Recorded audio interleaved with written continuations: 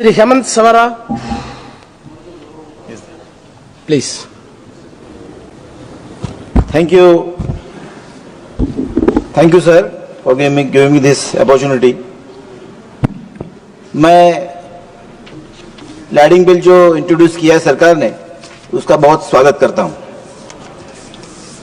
Lading bill के तहत जो डॉक्यूमेंट बनेगा, मुझे लगता है कि it's a vital document in shipping that serve as receipt, contract and document of title for good being transported.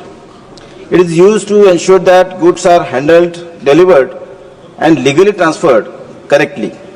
It is the key to unlocking international logistics.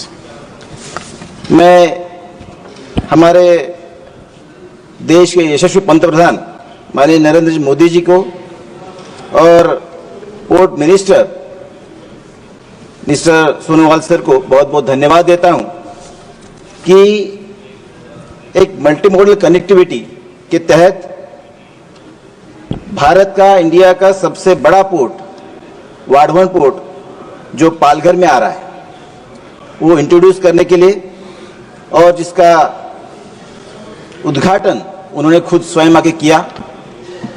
Port minister Sonowal sir खुद 3 बार वहां आके पूरा जायजा लिया, और मुझे लगता है कि ये लैडिंग बिल इसके लिए बहुत इम्पोर्टेंट रहेगा कि वाधवन पोर्ट जो आ रहा है, उसके तहत जो ट्रांसपोर्टेशन होगा वो पूरे it will change the economy of not only Palghar but also India.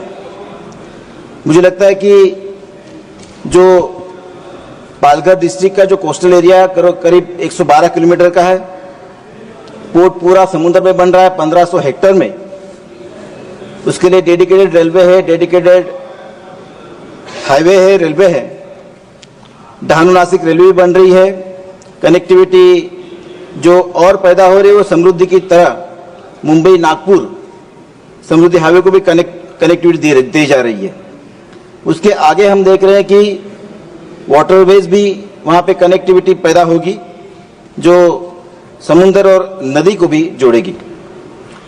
उसके तहत महाराष्ट्र गवर्नमेंट ने, माननीय मुख्यमंत्री देवेंद्र जी ने चौथी मुंबई की घोषणा की है। तो इसके लिए मैं उनका धन्यवाद देता हूं कि डेवलपमेंट बहुत जोर से होने वाला है। एयरपोर्ट भी पालघर जिले में आ रहा है। तो ये सब हम देखे जाए तो एम्प्लॉयमेंट और सेल्फ एम्प्लॉयमेंट करीब 10 लाख के ऊपर होने वाले हैं। जो पालघर में इंडस्ट्रियल एरिया है, वहां से जो माल पैदा हुआ, गुड्स पैदा हो गए, एमएसएमई है, फिशिंग बहुत बड़ी पैमाने पर होता है।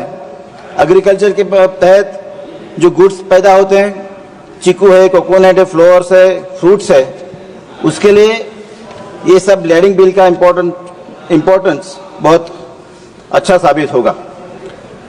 काफी सारे फिशरमैन वहां पे है जो उनके अधिकारों का संरक्षण चाहते हैं। काफी बार सरकार ने उनसे बात की है और काफी विश्वास पैदा हुआ है। फिशरमैन सोसाइटी को और अधिकार और संरक्षण होना चाहिए, उनको सक्षम करना चाहिए। उनको जो उनके तहत जो बोट लेते हैं उनके लिए और सॉफ्ट लोन हमें और देना चाहिए, जिसके लिए वो भारी मात्रा से फिशिंग कर पाएंगे। मछुआरों के अधिकारों का संरक्षण भी हमारी सरकार कर रही है, और इसीलिए जो फिक्स्ड नेट है, फ्लोइंग नेट के माध्यम से जो फिशिंग होती है, उसके बारे में हमें और सोचना चाहिए। जो धूप प्रतिबंधक बंधारे होते हैं, जो बड़ी वॉल बनने वाली है, जिसके लिए वाटर फ्लो है वो काफी हद तक चेंज होने वाला है, जिसके लिए स्टोन्स, रॉक्स के माध्यम से और टेट्रापोड के माध्यम से जो धूप प्रतिबंधक बंधारे बनने वाले हैं, जिसके लिए भारी मात्रा में फंड लगने वाली, वो हार्बर देगी। तो हार्बर को हम अगर सक्षम करेंगे तो पूरा कोस्टल एरिया हम धूप प्रतिबंधक बंधारे से कर पाएंगे।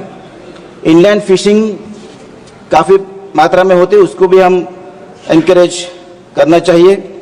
फिशिंग एरिया जो अभी वाधवन पोर्ट के से अफेक्ट होगा, वो अगर हम इंक्रीज कर पाएंगे तो मेरे ख्याल से फिशरमैन को काफ़ी आसानी होगी।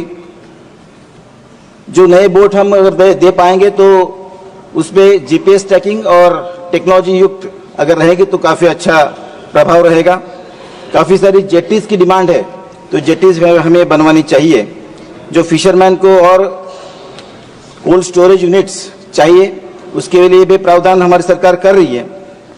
काफ़ी सारे जो कोस्टल एरिया में जो गांव है, वहाँ के सब 12th और 10th पास और ग्रेजुएट जो पास लड़के लड़कियां हैं, उसके लिए काफ़ी सारे ट्रेनिंग प्रोग्राम शुरू कर दिए हैं, तो वो भी बहुत अच्छी बात है।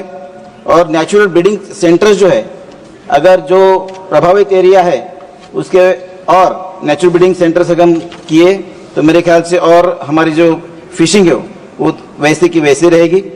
और जो नंबर ऑफ विलेजेस जो अफेक्ट हो रहे हैं वो काफ़ी कम है, उसमें और हम जो कोस्टल एरिया है वहाँ पे और ज़्यादा विलेज इंक्लूड किए जाए तो मेरे ख्याल से वहाँ पे अच्छा और फिशिंग और वहाँ पे विश्वास पैदा होगा। मेरे ख्याल से आज का जो लैंडिंग बिल है वो उसका मैं स्वागत करता हूँ।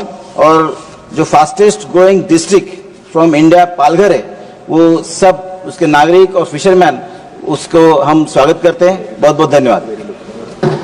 Thank you. Through V. Selvaraj.